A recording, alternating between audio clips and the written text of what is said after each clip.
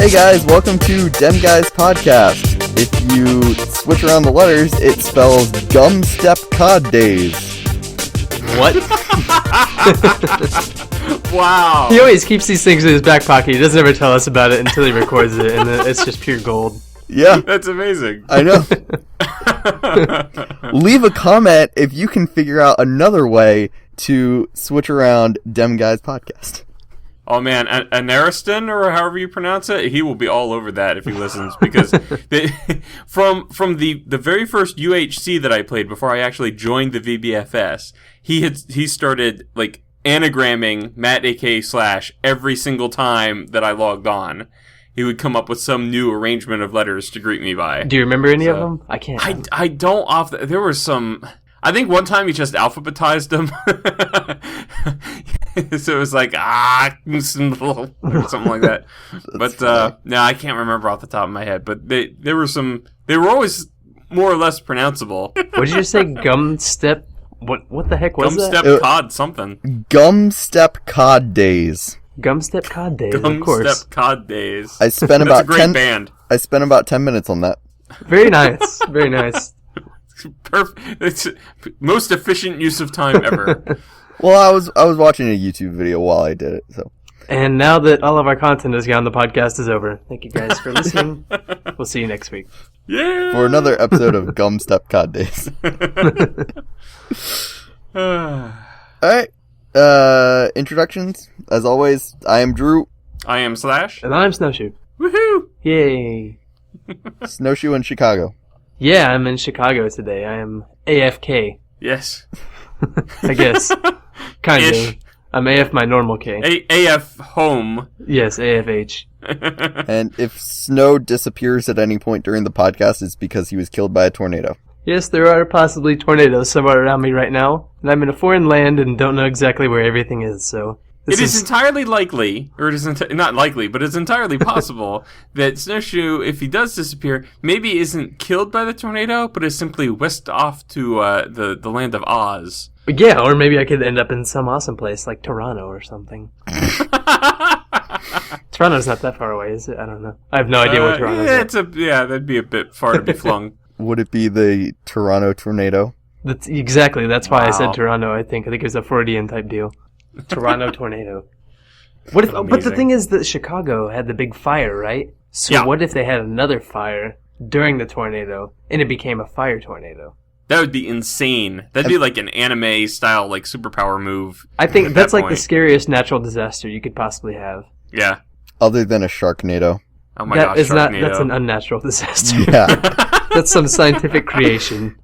Okay, so if you guys want to email us questions for the podcast, 'cause we do like to answer questions, you can send your questions to demguyspodcast@gmail.com. DMGUISPODCAST@gmail.com. Nice. Am I supposed to do it before you say @gmail.com? That has been the trend, but Oh, dang it. there is no written procedure. Let's switch it up a little bit. Drew was talking about before we started recording that we always start with Drew for things. So SnoShoe, what have you been playing Oh lately? gosh, that's a lot of pressure to put on me because I always go last.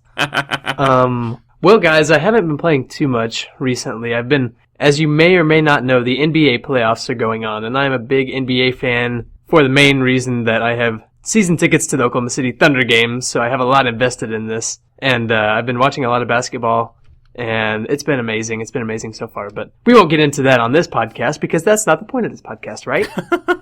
So, point of this podcast is whatever we feel like talking about. You guys don't want to hear about the NBA playoffs, I understand. So we'll talk about what I have been playing this week, which is Minecraft. I mentioned to you guys that I started my own kind of just Minecraft for fun world. And guys, it's amazing. I haven't played Minecraft since, I haven't started a new world since, I guess whatever version our server's on, 1.7.2, isn't it? Whatever we started. Yeah. Well, the map with the map that we're on was generated, the bulk of it in 1.6. So 1.6. 1.6 was horses, right? Yeah. Yeah, it was right whenever the horses happened. Yeah, but if you haven't started a new world completely with the new terrain engine, it's amazing. It's like there's forest stuff everywhere. Everything looks really cool. There's lava falls and waterfalls. It looks so much better than the server terrain engine we have right now. Yeah, this is true. I actually had fired up a 1.7 world to try to just sample some biomes out of it, basically, for the biome project that I'm doing. I think I spawned in an Extreme Hills, and I was like, this is much cooler than the Extreme Hills used to be. Yeah, and the fact that you don't go like straight from taiga to desert and stuff like that anymore is really cool. It's like, it feels a lot more natural. But yeah, I spawned right in the middle of like a forest, Extreme Hills type area right on the ocean line. It's really, really cool. So I've been thinking that whenever, I haven't been making any videos recently for a lot of different reasons, but whenever I do get back into my normal routine, I've been thinking about starting a new single player series just because I don't think the server's going to reset anytime soon, and I really want to show everybody the new terrain generation. But I just found the very first stronghold I've ever found by myself, and it's crazy. It's like a stronghold connected to a ravine on top of underneath a mine shaft. What are those things called? The abandoned mine shaft. Yeah. All like in one place, and it's a huge stronghold. It's crazy. I've never explored them by myself. That's pretty awesome. Rediscovering the game all over again. That's really cool. That is cool. Yeah. But anyway, so that may be something I start on my channel eventually. TM, soon TM. And then I've also started, which is of interest to Drew because apparently it's one of his top 3 favorite games ever, is Mirror's Edge. I started just playing that one for fun also. I'm not able to record just because I've got I think the main reason is because my cat's freaking out recently, and it's like the weather change. I think she just wants to go outside all the time, so she sleeps, and then when she hears me talk, it's like the meow train just happens, and it doesn't stop. It's a long train, and you have to sit there and just wait it out. It's like 105 cars. Exactly, and you count every single one of them. But whenever I do start recording again, which is going to be a lot easier this summer for a fact, I think I'm going to, I don't know if I'm going to do Mirror's Edge, but definitely the Minecraft series. Anyway, Mirror's Edge, I've gotten through the first 2 levels we've figured out, and that game's pretty cool. I'm not going to lie. I enjoyed it. I played the demo back when it first came out. I didn't know you did. And I mean, it's a sort of game that for me is very visually appealing, but it wasn't the sort of game that really hooked me enough to play it. So it's a sort of game that I would watch a Let's Play of, but wouldn't necessarily pick up for myself. Right, and I'm kind of interested, like I said, I'm only a couple of missions, or whatever you call them, chapters in. But I'm really interested to see where the story kind of goes, because right now, the story portion hasn't really hooked me in. I'm really interested in the parkour type running, jumping, and everything. And the combat's actually, it's really simple, but it's kind of cool. So I'm kind of interested in that part, but the story seems a little flat right now. So does it get any better? Mirror's Edge is not a game that I play for the story. I will definitely put it that way. It is, I love the gameplay and it's really good visually. I personally, after my first playthrough, I skip all the cutscenes and everything. Like I really, the story's not that great. Yeah, the cutscenes are kind of blah. Well, yeah, especially those weird art. The weird style anime. Not anime, but it's kind of a weird, almost cell shading type thing. Yeah, but does it get repetitive is the only thing? Because it seems like so far everything has kind of been the same. Yeah. I don't feel like, I mean, I've played through the game I don't even know how many times, and I still love going back through it and trying to beat my previous times and finding new paths through the environment and stuff. Okay. So maybe I need to do some more of that too. Well, but it hasn't seemed like it's introduced very many new mechanics, at least in the first couple chapters. So I'll be interested to see where it goes from there. Well, I have an interesting challenge for you. Oh gosh. Would you want to, once you beat the game and you've unlocked the time trials, okay, would you want to actually race each other and try and beat each other's times and like record that? You mean would I like to actually beat you at something? Very much so. After you have never lost an Abba caving, I would just like to stand on top of your head as you sink into the ground on Mirror's Edge. And yeah, just because Mirror's Edge is my favorite game doesn't mean I'm like the best person in the world at it. Like I can't say I'm that great at it so far. Like I feel like I'll be doing really, really well. You know, if you guys don't know anything about it, it's a parkour-based game with a very different type art style. It's got the cutscene style, which is not related to the game at all, which is the weird part. But it's kind of a 3D environment with everything's white, and if it's not, then it's a bright, vibrant color. Each area or like each chapter you'll see kind of has its own color theme. So there will be one that it's white and orange. There's one that's white and yellow, white and blue, white and green. You'll see they do that. Right. Yeah, but like Slash said, it's visually really appealing. And that's kind of part of the beauty of the game is as you're going, the point is to get somewhere really, really fast by doing all these crazy parkour moves. But you just kind of look around and it looks really, really cool. It's kind of got a Minecraft type awesome looking environment appeal. Anyway. Yeah. But I'll definitely take you up on that challenge and I will kill you. Okay. I know I would win if we did the story missions because that's what I know really well, and so I know the best paths through there and stuff. Oh no, we have to do something that's a fair slate. Yeah, clean slate. Fair slate. I think the time trials could be pretty fun. Clean slate? Clean slate or a fair game. Comparison. I don't even know, man. Yeah. The Chicago air, like I said. It's equal footing. Keep in mind. Yeah, equal footing. There you go. All right. That's all I've been playing, guys. That's about it. I shed a single tear for you. I've been playing a lot of Minecraft, though. Like I said, that my world has kept me busy. Mm-hmm. Yeah. Well, shockingly, I have not played the most games this week. No. I have 3 games this week. I beat Assassin's Creed 4.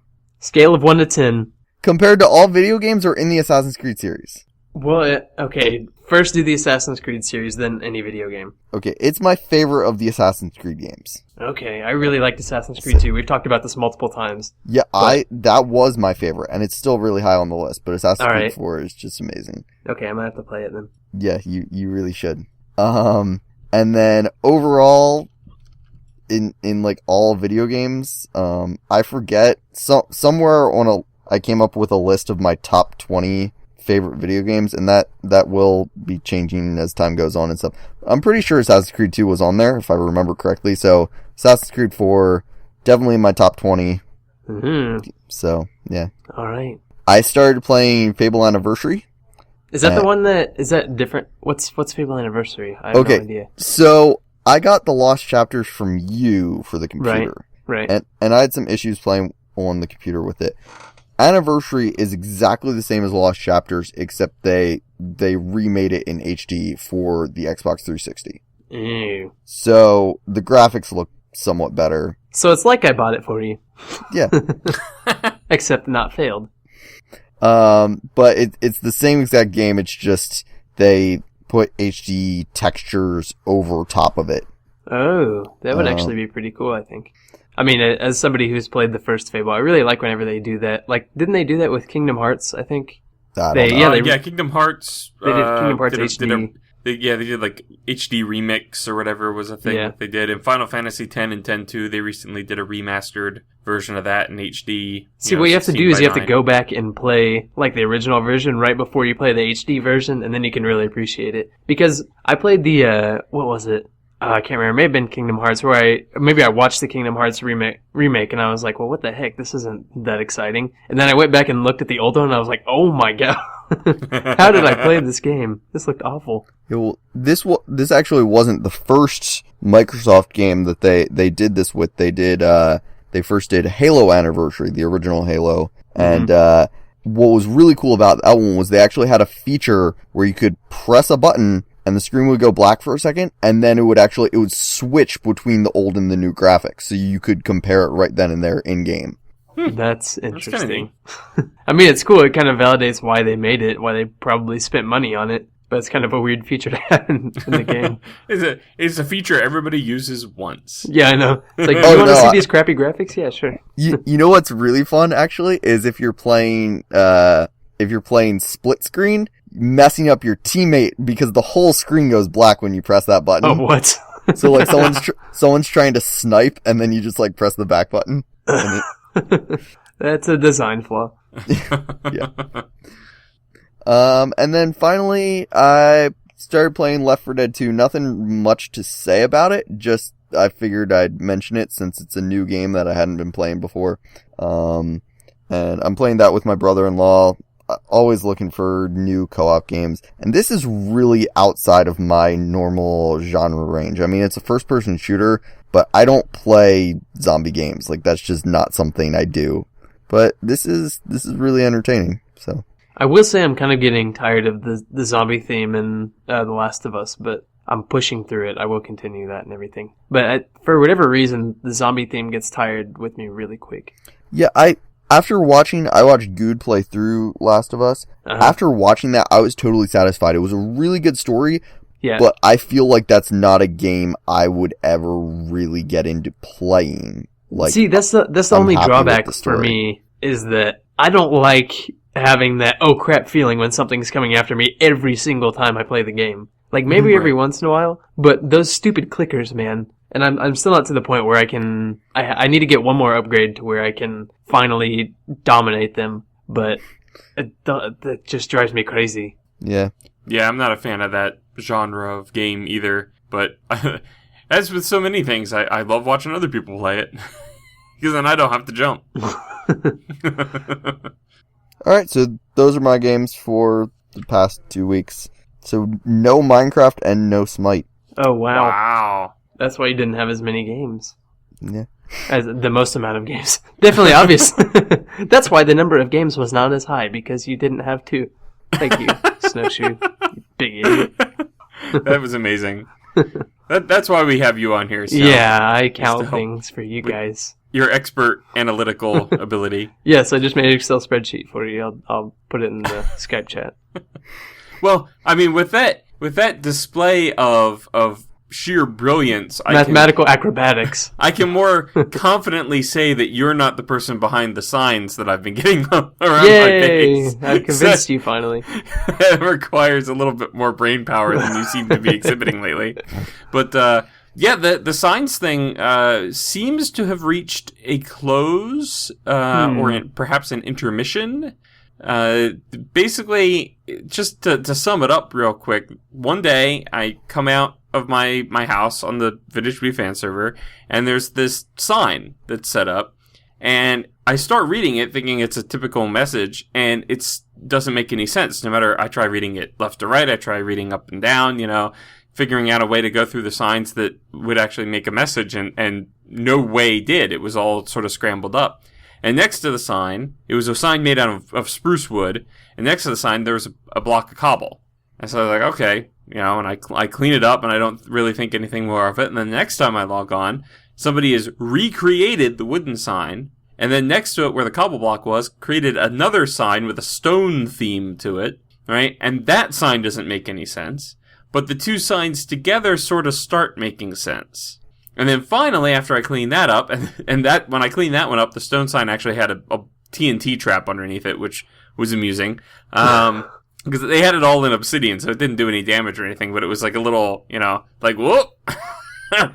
You hear that hiss, and you gotta back up. And, How much, hang on, I'm trying to think about who did this. How much obsidian did it take? Well, let's see. To encase the TNT, they would have used 26 blocks of obsidian, because they had 9 on top, 9 on the bottom, and then 8 around it. So that's a fair amount. That's a lot to go through for a small little prank. Yeah. So maybe it's somebody who's played a lot. I don't know. It's someone with a diamond pick. That narrows it down. Yes. All right. And then finally, after I tore those down, then another day, 3 signs popped up. And across from those signs were 3 more stumps for signs. I was like, oh gosh, what's going on? Well, with these 3 signs, I was able to descramble the message more or less. I didn't apparently have the sentences in the right order, but I had the overall content was there, and it was themed on Majora's Mask, which is a Legend of Zelda game for the N64. It was built on the same engine they used for Ocarina of Time. And the plot of that game involves Link goes to sort of this parallel, world with this town that this gigantic moon is descending upon it, bringing Armageddon, and it's got a face on it, and it's acting like it's going to eat, the whole town and eat the planet or whatever, and it all turns out to be that it's being driven by this Majora who is, imprisoned in this mask, and so it was very much themed on that, and so after I posted a video showing how I had descrambled the message, then the next time I log into the server, these signs come back up with like an answer key at the bottom showing what the intended order was. And on the back of one of the signs it says, you got very close, looking forward to next time, or something like that. And since then, there hasn't been any further activity. So I was expecting it to all be a prelude to some sort of prank. I was half expecting to see like a big Majora's, like moon, with a face eating built, your base or something. Yeah, built over my base or something. But so far nothing there. But the person has also not revealed their identity, and I feel that more obviously is to come from them. Right. The prank isn't going to be done until you figure out who it is. Exactly. Yeah. So, I don't know. There's a number of different people that it could be, and I kind of feel like it's probably someone who records on the server, which does narrow it down quite a bit. But it could potentially be someone else that, I could see it being, in terms of, with the people that regularly LP on there, right? There's the three of us. Right. And there's Caleb, who was busy with school until just recently. So and he says he didn't do it, and I kind of am inclined to agree that or inclined to believe him. I don't think it was him. Nihon is a possibility, and I could see him doing something fairly. Although he has claimed that he's not involved either, but I could see him being setting something up like this as sort of a long played out revenge for encasing his entire base in a big block of ice.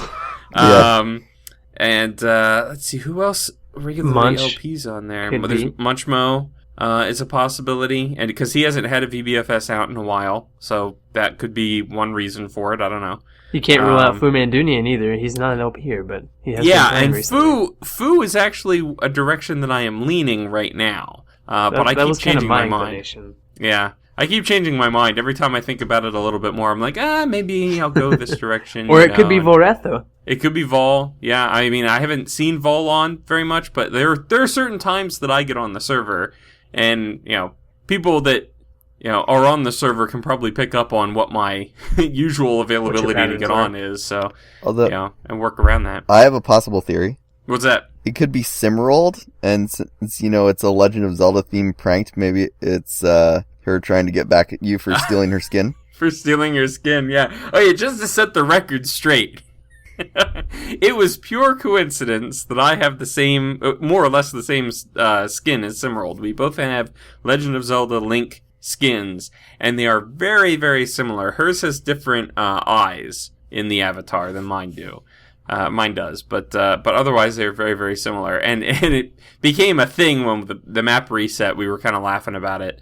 But yeah, it's possible. Now, I haven't seen Sim on in quite some time, so yeah, I can't say I have either. Unless she's sneaking on whenever nobody's looking, or at least I'm looking, then it's a possibility. But yeah, it still remains a mystery.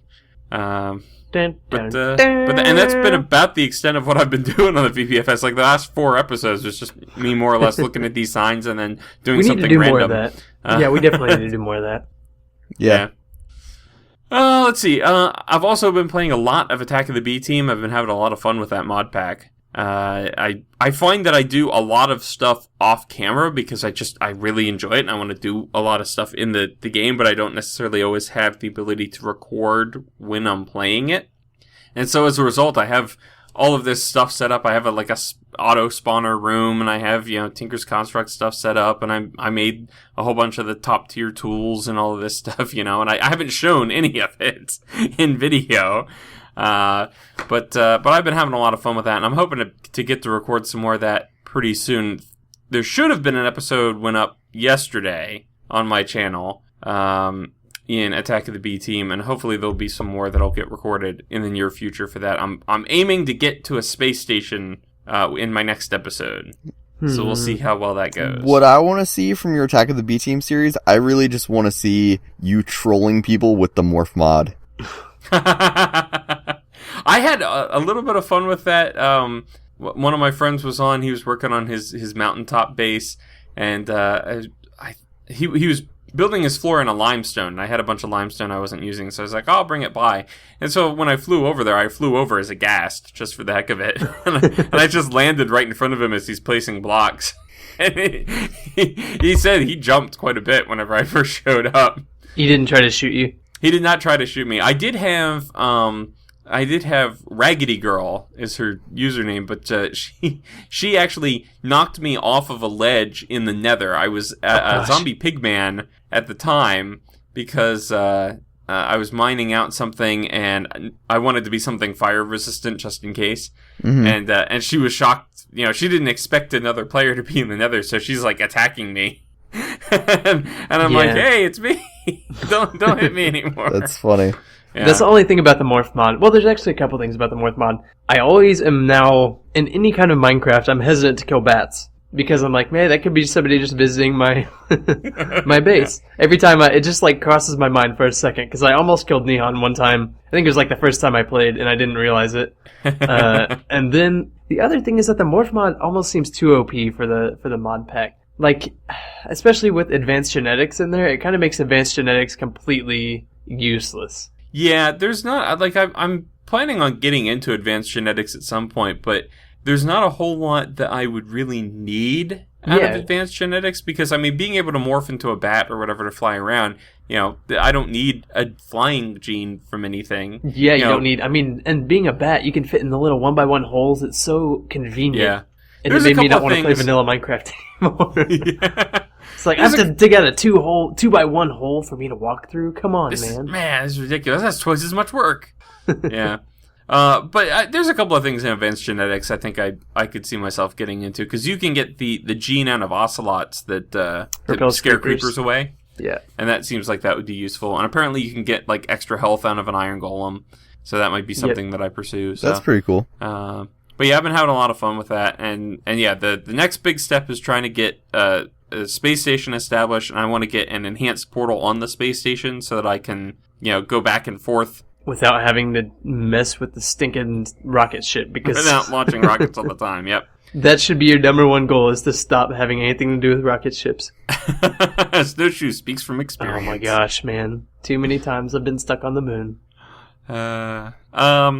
Let's see. Oh, and then we were talking a little bit earlier about remastered HD video games. Final Fantasy X is one of those, and I've been playing a bunch of that lately. The kids really enjoy watching me play that, so that's like if we're having a lazy Saturday or something, I'll sit down and I'll play a few hours of that for their entertainment in mind. And you had been saying that you kind of have to play the original so that you could see the difference. Right. But it has been forever since I played Final Fantasy X, but almost as soon as the game started, I could see a difference in the graphics. I was actually really surprised that it was that noticeable, that I would recognize it after, not really having the frame of reference in recent memory. But that is a really fun game. It is probably my favorite Final Fantasy game. It and 7 are pretty close in my mind, but 10 I think has the better storyline, although Sephiroth in 7 is the better villain. You can't beat him for a villain, but in 10 I just like the overall story, and I love the combat system in 10. It's a departure from most of the Final Fantasy games. I was gonna say, I'm pretty sure you were the one who told me that 10, in your opinion, had like the best combat system. I just really like, it's a very turn-based combat system, so you don't feel rushed to try and, pick an attack before the other guys attack. It's not active time-based. It's turn-based, and being able to see what the potential impact of your attacks is, I think, is pretty cool as well. I like being able to think strategically. It feels almost like, chess-like in trying to decide which abilities to use when and which characters to swap in and swap out for different purposes. So that's one of the big appeals of that game for me. I also played a little bit of Starbound. That game is honestly starting to lose some of its appeal for me, because it feels very samey. Very grindy. Yeah, everything that I do, it's like, okay, I get to a certain point, and now I grind away at getting the materials to craft the next thing. And it might be different if I used it as more of a creative outlet, because the game does provide that. There's all sorts of different things that you can do to reshape a world, in your image or whatever. But Minecraft is already my creative outlet for that sort of thing. So it's difficult for me to want to spend a whole lot of time in a game for aesthetic purposes. when there is a progression to the game. Right. I want to progress through Starbound. Whereas Minecraft, I mean, you can progress through Minecraft in terms of the overall goal of get to the end, kill the dragon in like an hour. Oh no, you cannot. It took me forever to find that stupid stronghold, man. Okay? Well, there's that. I was like, all right, I'll get this done in 2 sit-down sessions. Heck no. That's true. I'm thinking of the Dragon Rush UHCs where the end portal's out in the open. It does. Right. It's a little bit more involved when you're playing it just natural. That's definitely something I figured out with this little Minecraft world I'm doing, and not to mention the amount of ender eyes you have to get. Yeah, grinding out the ender eyes takes forever. The worst part is grinding out the ender eyes to find the stronghold. Yeah. Right. Because they keep breaking and everything. And every time you see them fly up in the area, and then you're like, okay, fall. And then it breaks. You're like, no! Well, I have a pretty decent strategy for that, but it's still a pain. There's actually programs you can use, but I'm doing it cheat-free. Yeah. I never said I cheated with my strategies. He wasn't implying. Obviously, you can use a texture pack and look through it and everything, but you can put in your seed number, and the location of your strongholds is based off the seed number. Right. Yeah, there's that program Amidst that will do that. Is that what it is? Yeah, that's one of them. There's other utilities out there, I think, as well, but Amidst is, I think, one of the more popular ones. I didn't know that. I actually found the code and put it in Java.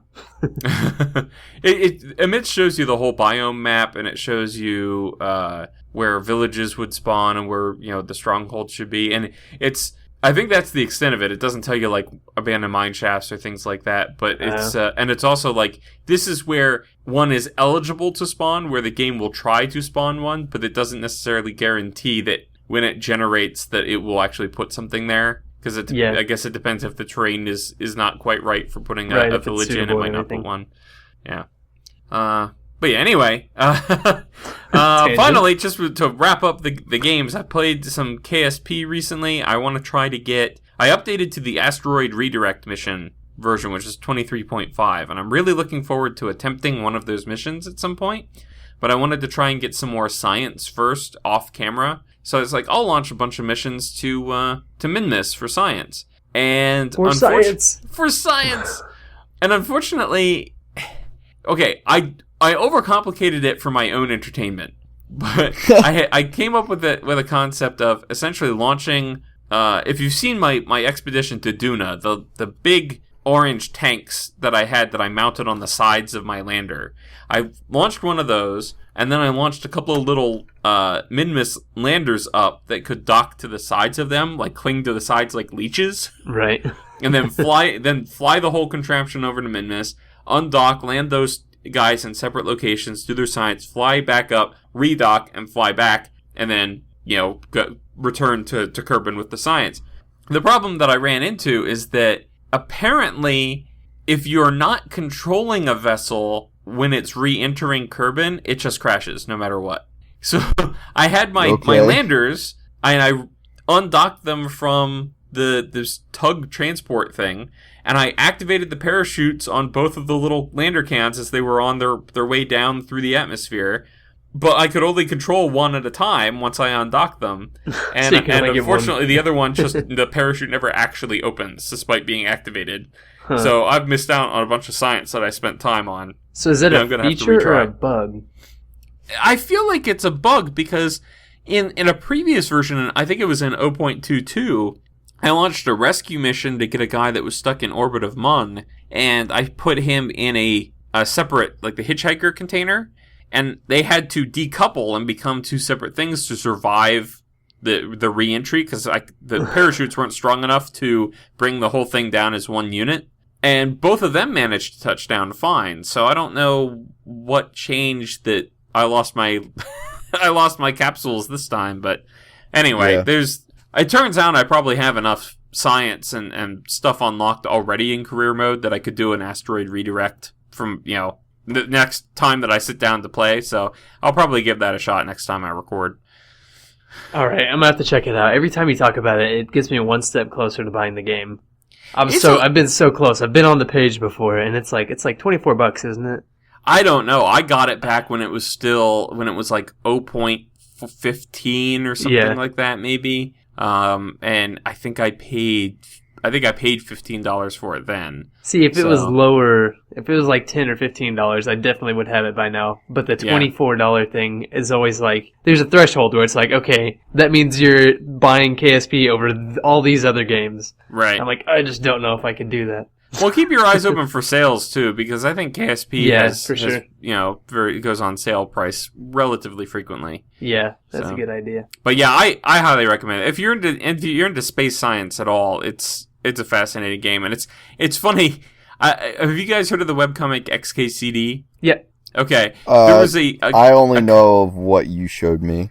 Okay. Right, with the what ifs that we were doing on the way back from PAX. But his typical webcomic format, he put up a simple line graph that was a chart of knowledge of orbital mechanics versus time. Oh yeah, I saw that. And it was like, it starts out, high school physics, it goes up a little bit, and then college, it's up a little bit, and then he's like, there's a section of time labeled actual job at NASA, where it goes up, and then it goes down for a little bit afterwards, and then there's a point that he points to that says started playing Kerbal Space Program, and then the line just like slopes up dramatically. He's learned more from that. That's one of the reasons I really want to get it, because my dad actually worked at NASA, and I want him to start playing it and see if he can bring back any of his knowledge. Yeah. It's a lot of fun. I really get into it. It's definitely a niche game. It's not for everybody, but I think if you're into the science stuff and you're just into space travel on a realistic scale, then this is a fun. It's like The Sims for space, to a certain degree. So yeah, highly recommend it. Okay, we're done with the game section. We are done with the game section. That may be the longest game section we've ever done. Yeah. I've never had so many games to talk about. I was so excited. Yeah, it's your fault, Slash. All right. Now I know how you guys feel when I have a lot of games. How does it feel, Drew? Just tell us. Yeah, there you go. This was all revenge. It was an elaborate revenge plot. We're gonna kill you. Sorry, whoa. I went a little far there. Sorry, I'm still reeling from Drew beating me in Abacavian. Good Lord, now challenging like me at Mirror's Edge. Oh, man. And we still have to do that arrow battle. Oh yeah, the straight up. We tried that, didn't we? Nope. We didn't record it, but I thought we did it in Beef's Castle once. No. Oh. Maybe you did it with someone else. Maybe I did. Cheated on me. Oh gosh. Okay, so on to the news.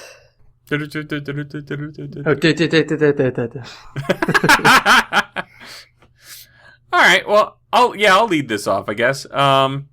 I don't know how many people out there are familiar with the DYN or DynDNS service. It's one of several providers out there that basically let you register a host name, and then you can have your home IP address, which might change because your ISP might give you a new IP every once in a while.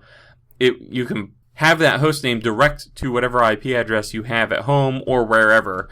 And it's a free host name that you can use instead of trying to memorize an IP address. And it's something that I have used for quite a while from Dyn, and they just recently announced they were discontinuing their free service. I think mid-May is when they're turning it off completely. And so if you're using DynDNS, you got to move on to something else. And I personally went to no IP, but there's a whole bunch of different options out there. I essentially just opened up my router, because my router from Verizon actually has a function in it where I can plug in my username and password for one of these DNS services, and it'll go out and update my IP address when it changes automatically. And so I just went into the list. I was like, okay, what else do you support? And no IP was there. And I was like, okay, we'll use that. So, but the writing's been on the wall. DynDNS is definitely the most popular, right? It's the first. I think it was the forerunner, because it was the first one I ever heard of, and then the other ones sort of started springing up afterwards. And it'll be interesting to see what the impact of them closing down the free service is, because I mean, they certainly weren't making any money off of people using it, and there was some infrastructure cost involved in maintaining it. So it wasn't entirely surprising that it eventually shut down. I'm honestly surprised it lasted as long as it did. But in general, they were pretty much using it as ad space for their other, not ad space, but they were turning people on to their other services, right? Right. It was a sort of thing like, here's a taste, and then, oh, by the way, you can do these other cool things if you pay a monthly fee or whatever. And who knows, maybe this is their plan the whole time, was that we're going to do this for a while, not tell anybody, and then we'll make it paid once enough people kind of depend on it. Right, and that could easily be the case, because for at least a year now, they had started doing a thing where they would send you an email once a month saying, you have to come log in, or we're going to assume that you're not using the service anymore and shut it off. Yeah, so like every month I'd have to click on a link to verify, yes, in fact, I'm still using this host name. And then finally they're like, hey, actually, you know what? We're going to turn it off anyway. So, I don't know. It's possible that now that, DynDNS users are going to these other services, maybe they will start overloading a little bit and their costs will go up and they'll have to start taking similar measures as well. So, and nothing will be free anymore. We will not have nice things. No. Yeah. So that's it for me. What do you have, Drew? Okay. Well, on Monday evening, Red vs. Blue Season 12 started. I'm shocked to hear that is still going on. Like, it seems like that is such an old series that's been going on. I feel like I was talking about that in 8th grade or something. How long, do you know, Drew, how long it's been going on? It's been... Here, you can talk about it. I'll look it up for you. They just had their 10th anniversary, like a year or two ago. The first episode was 2003, April 1st. So they just had their first, that's 11 years. Yeah. Wow. That's crazy. Oh, right, yeah, I should have known that, because, yeah, it was April 1st was their... April Fool's Day. Yeah. And they don't do April Fool's Day jokes, because otherwise no one will take them seriously when they actually put out all their, like, cool anniversary stuff. Right. Right. Or maybe they're just going to do a huge one eventually. Yeah, maybe. It's been one decades-long setup. So yeah, I actually, at the time of recording this, normally I wouldn't have had a chance to watch Red vs. Blue yet, but I just recently got a Rooster Teeth sponsorship. They announced that the price is going to be going up, but if you get it before, I'm trying to remember what the date is, very early May, if you got sponsorship before then, you would get to keep the current price of sponsorship. So, it's like, for me right now when I got it, it's like $10 for 6 months or something. And that just gives you, no ads, but there's also like a bunch of extra video content that only sponsors get to see. And I went through and watched a bunch of that earlier today, and that was very cool. So, I watched the new episode of Red vs. Blue. It wasn't as epic as I hoped, but this season definitely has potential. Cool. And then yesterday, which is actually at the time of recording is actually tomorrow, Lindsey Stirling's new... Wait, what? What? How does that work? Because at the time of recording this, it's tomorrow. Oh, okay. I'm sorry. I interpreted that completely backwards. Yeah, I thought he was saying, like, right now, yesterday, which is Wednesday's tomorrow. Yeah. I was like, what? How does this work? Okay. Yes. Sorry. Continue. Snow and I are up to speed now. Okay. So... Hang on, I'm making another Excel spreadsheet about this. Lindsey Stirling's new album, Shatter Me, came out, and I had it pre-ordered, and so it's going to automatically download to my iTunes, and I'm probably going to be listening to it nonstop. Well, I can't listen to it during work, but I'm going to listen to it on the way to and on the way home from work, and then just like while I'm relaxing at home and stuff. So, very excited about that. It's been a while since she's really posted original content. She's done mostly covers, and really her original content is why I love her work so much. So I'm very excited. Yeah, it's pretty cool. I haven't actually heard this one yet. The latest post that she had put up on her channel, because I'm trying to remember the last one I listened to, but it wasn't from this album. Right. She has, as of recording this, she has posted 2 of the songs are available to listen to before the album came out. One was just like a normal instrumental one, and that was awesome. But then she actually did one with that's the name of the album was Shatter Me. She did that song, and that one actually is the first Lindsey Stirling song that has a full vocal track as well. Like, she brought in Lizzie Hale from Hailstorm. I don't know if you guys have ever heard of them. I've heard the name Lizzie Hale before. Okay, but that's about about as much as I can say about it. They're like a rock band. I shouldn't say too much because I don't actually know. But yeah, so that was, I wasn't sure how I was gonna feel about that, but it's a very good song, and yeah. Lindsey Very cool. Stirling. Yeah, I love her stuff. Yeah. my wife is a violinist, so she kind of got me interested in Lindsey Stirling, and yeah, it's funny because I mean she had gone on, what was it, America's Got Talent, I think was the one that she went on. Yeah. Yes, as you guys have been talking, I've been looking up who Lindsey Stirling is. Yeah, they told her, she was like, well, we don't really think that that your kind of act will really catch on. When she was on America's Got Talent, does sold out concerts and tours all over the world. I went back though, and I watched her America's Got Talent video, and obviously she's gotten better. But I realized why they said that at the time. It's not actually, in my opinion, it's not that good live, because she does a lot of, in like the videos and stuff, she does a lot of dancing and stuff while she plays the violin.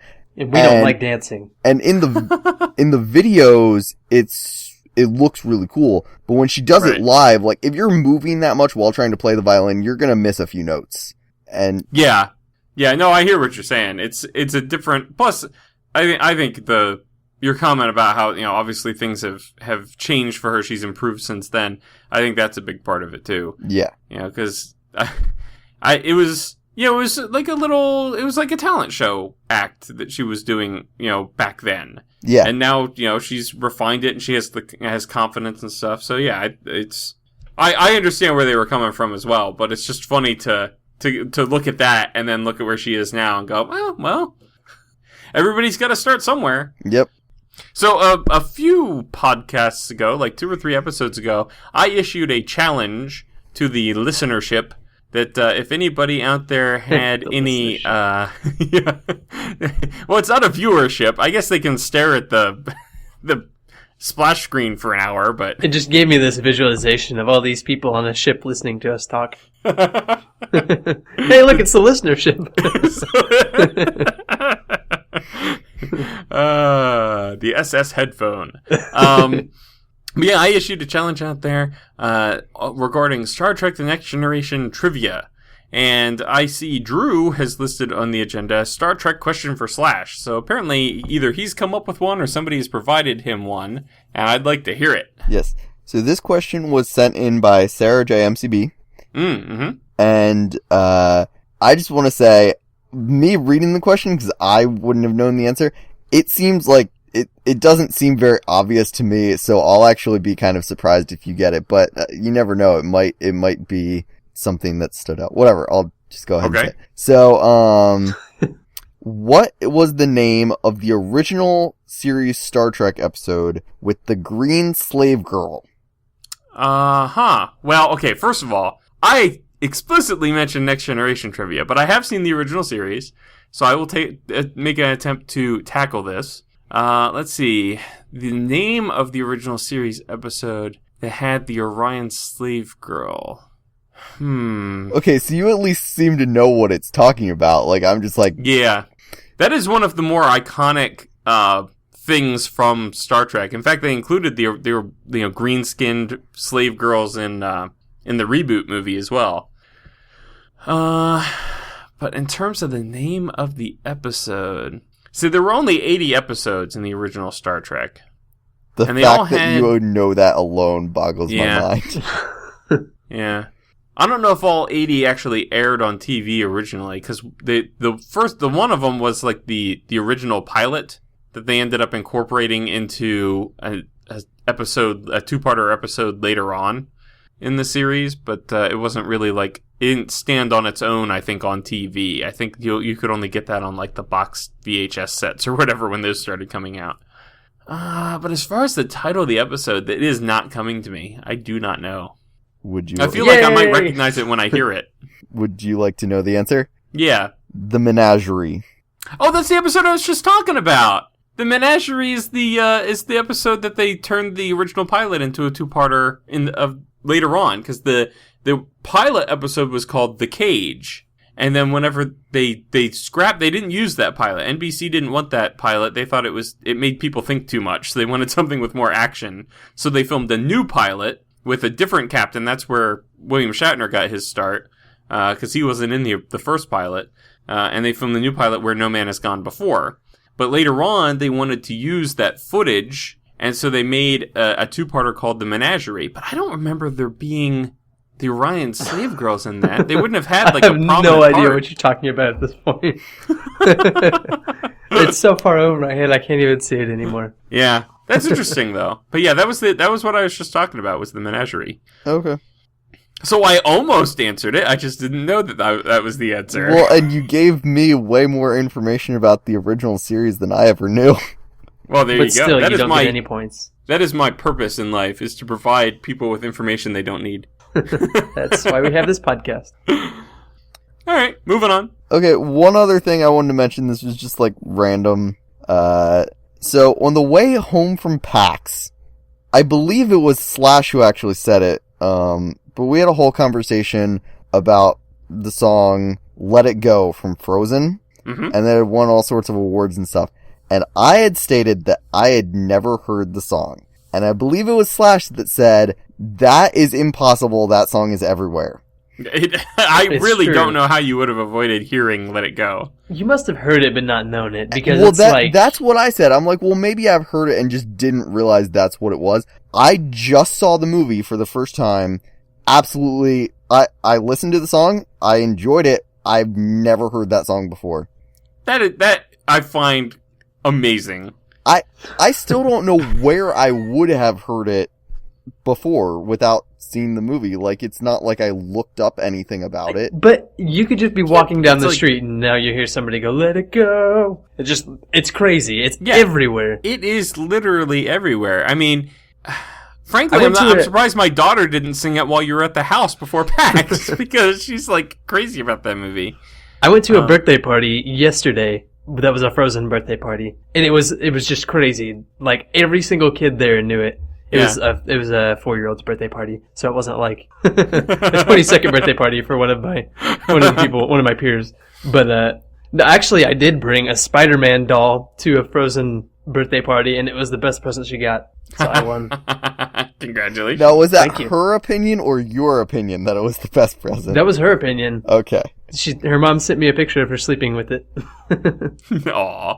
Yeah, it was awesome. So yeah, I'm shocked, Drew, because I mean, like, every YouTube channel I don't think Lindsey Stirling did a cover of it. No. So maybe that's how you managed to miss out. But like every other music like related YouTube channel seems to have a cover of "Let It Go" on it. Like the Piano Guys did it. They did? I don't know. Yeah, they did. Well, you know what? They did it. Their version of it though was intermixed with "Winter" by Vivaldi. They like switch If the back Piano and forth Guys there. put out so. a video, I'd probably watch it, but especially if it didn't have the singing, then okay. No, it wouldn't have had the singing, so maybe that's why you wouldn't have recognized it off the melody. Okay. But it's Maybe it's the you've one got there. some kind of like color blindness where you can see every other color except for red, but you can hear every other song except for this song. he's Let It Go blind, or Let It Go. Exactly. He's Let It Go deaf. Yes, Yeah. he's frozen deaf. Well, except now I know it, and I actually currently have it stuck in my head. But I mean, probably because we've been talking about it. But Yeah. We all will for the rest of the night. Yeah. you're welcome. Yep. And you will too, good listener on the listenership. Yes. Listenership's going to be rocking tonight. So, Snow, did you have something you wanted to talk about? Nope. You- I just you wanted to did. give you an awkward answer to an awkward lead-in. Okay, how about Snow? You had a question for us. What is it? Oh yeah, well actually I was looking on r/games to figure out good topics for this podcast, and I saw that somebody had brought up the topic of Minecraft kind of look-alike games, and wondering what everybody thought about them. Are they tired? Now I'll pull it up right here. They give a list of a lot of them that have been on Steam Early Access recently, such as Terraria, Starbound, Rust, Space Engineers, and a couple other he's forgetting. It's wondering basically what we feel about these. Is this genre tired? And it kind of goes in with what you were saying earlier, Slash, that Minecraft kind of fills the need of that creative outlet that all these games provide. Right. And I haven't played Space Engineers. I really want to. I don't know if Rust is really... Rust is kind of in the crafting sense in that genre. I don't really agree. I agree that Rust might have some elements like with the crafting or whatever, but Rust is a totally different game. I would put it more along the lines of something like DayZ. Right, but it's still it's probably a combination of DayZ and Minecraft, honestly. But it's drawing some kind of, I don't know, some kind of inspiration from Minecraft that you can obviously tell. There's elements of Minecraft in all of these different games. And it's kind of brought up this discussion of, is this tired? Are people getting tired of it? Because obviously it's tough to say, but people are getting tired of Minecraft. So it kind of goes to serve, are people getting tired of these kind of elements in these games also? I don't know. Like, I don't necessarily see... I don't know if I agree with you that people in general are getting tired of Minecraft. I think Minecraft is still as popular as it ever has been. I think... it comes and goes. There's interest goes up and down in waves, and right now I think we're more in a lull. There's also a lot of the people that we talk to have been playing Minecraft for a really long time.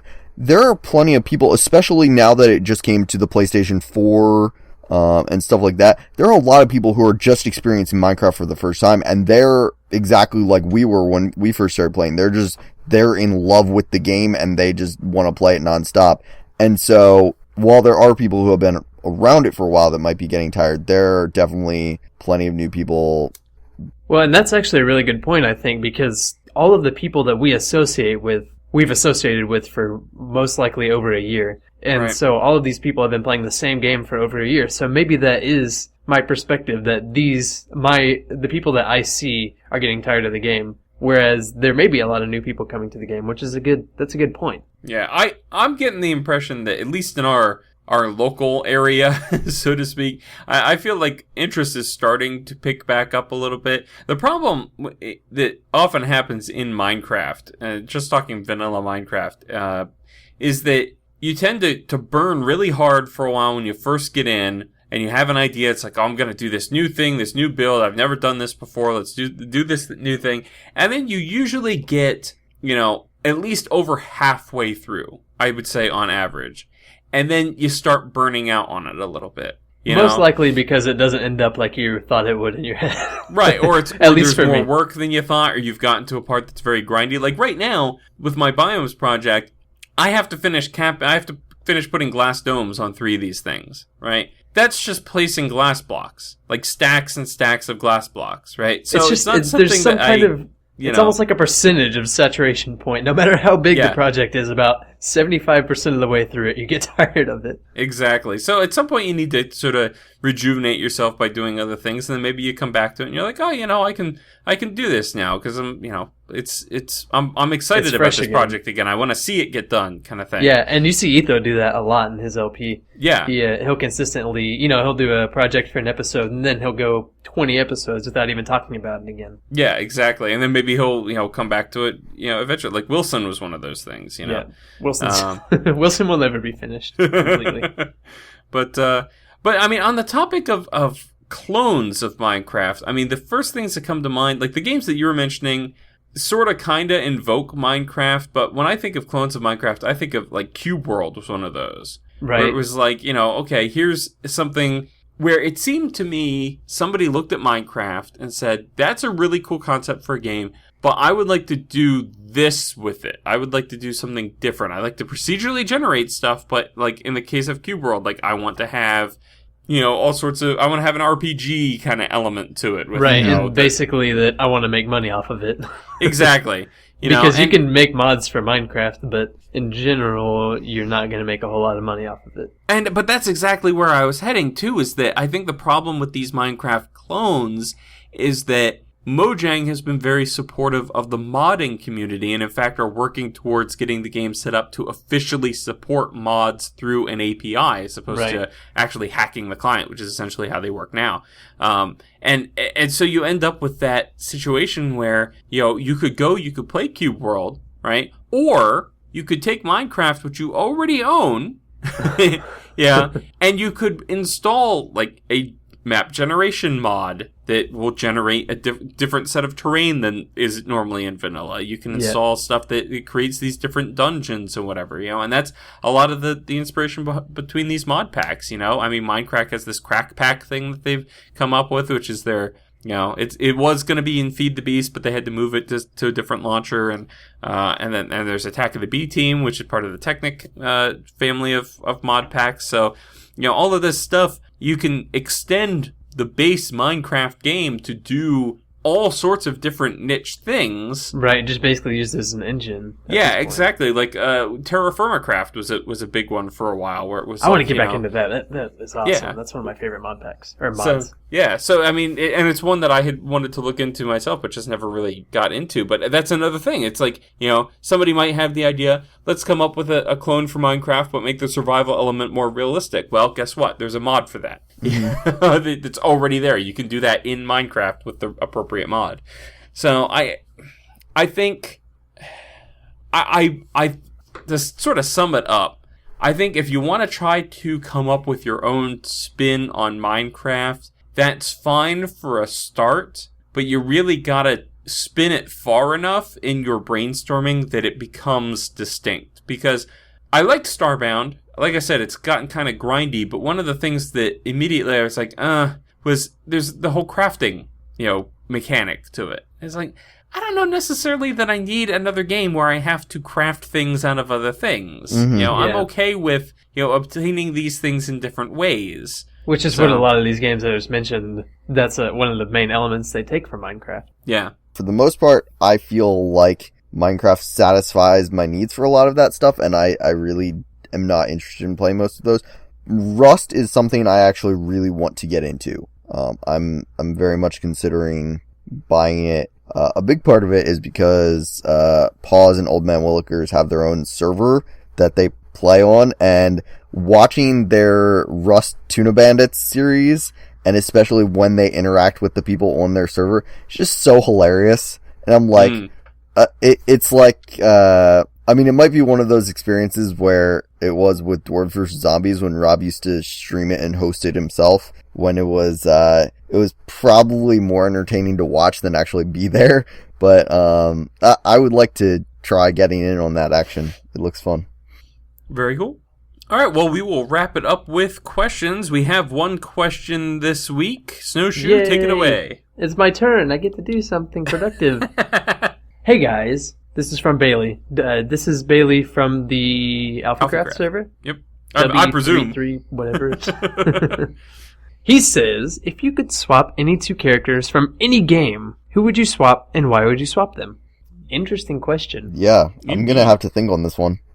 Well, my initial... Yeah. I've got mine. You have yours now? Yeah. Go ahead. I want to swap one of the villagers from Animal Crossing with one of the assassins from Assassin's Creed.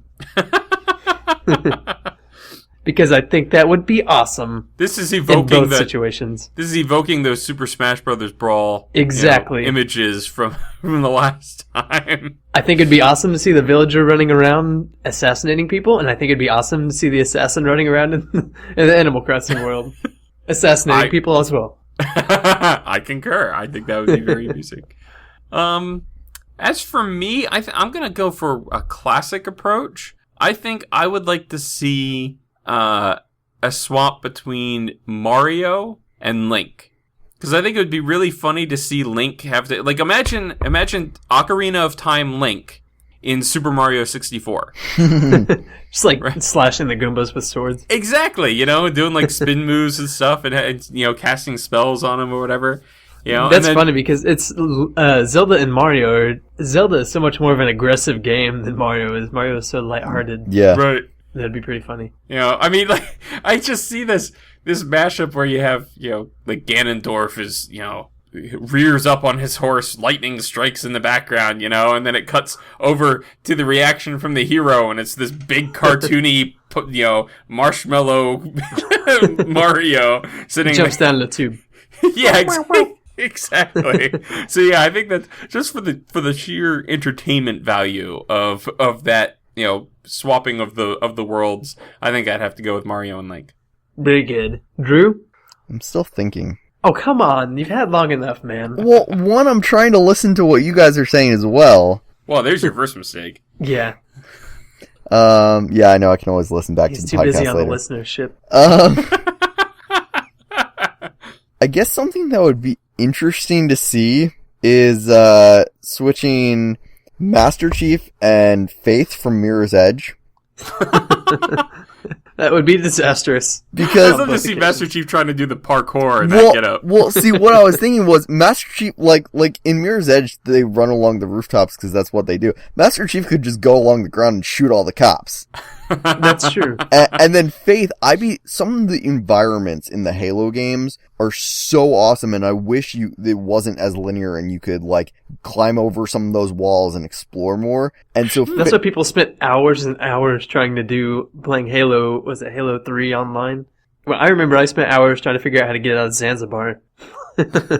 Why would no, you am I the only one? Apparently. I mean, on the online maps, you just run around and like sometimes you'd be on a server where it's you and one other person. You just try to stand on top of each other. Can you stand on top of each other in Halo? Yeah. My memory's fading. Yeah. Yeah, trying to stand on top of each other and like figure out different random combinations. Well, figure out how to get places you couldn't get. In Halo 2, there were a lot of areas where if you hit it just right, you could do a super jump and you could like go really high in the air and get on rooftops that you couldn't normally get to. In Halo Reach, they actually, when they added the jetpack, they also added these out of bounds things where like if you got somewhere you weren't supposed to go, it would come up. It's like you have this much time to return to the map. Boo, that sucks. But there were certain maps where there was like you could get on like the very corner and like your feet would almost like if you look down at your feet, you'd practically be standing off the ledge. See, that's one of my favorite parts of those old games. Like even Splinter Cell, what was it? Pandora Tomorrow, maybe? I played online forever. And there were tons of glitches in it, and that was one of the most awesome things. I don't know, I love glitchy games sometimes. Yeah.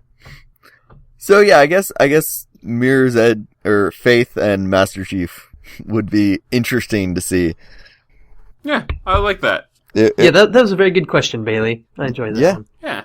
All right, well, that's going to do it for this episode of Dem Guys Podcast. As always, thank you guys for listening, for submitting your questions. Don't get off that listenership. Indeed, stay aboard. We don't have any life rafts, so you have to go down with the ship anyway. Yeah, don't let it go. Don't let it go.